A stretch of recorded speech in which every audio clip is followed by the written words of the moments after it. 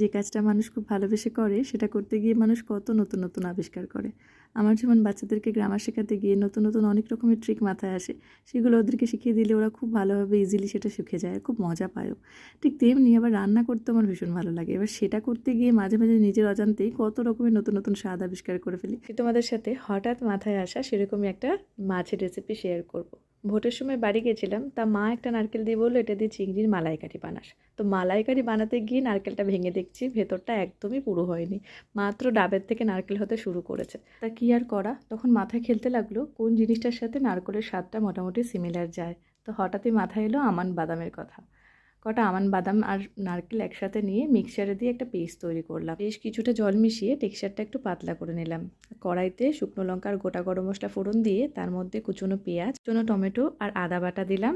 আর তার সাথে দিলাম পরিমাণ মতো লবণ, হলুদ আর চিনি দিয়ে ভাজা ভাজা করে তার মধ্যে দিয়ে দিলাম নারকেল আর আমান বাদামের যে পেস্ট সেটা।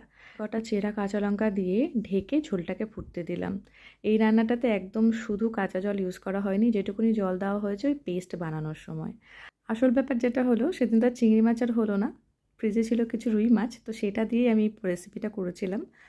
শেষে মাছ ভাজাটা দেওয়ার আগে দিয়ে দিয়েছিলাম একটু টক দই ফেটানো, আর সাথে ছিল কিছুটা কারি পাতা, যেটা আমি মায়ের কাছ থেকে এনেছিলাম আমাদের বাড়ির গাছ থেকে।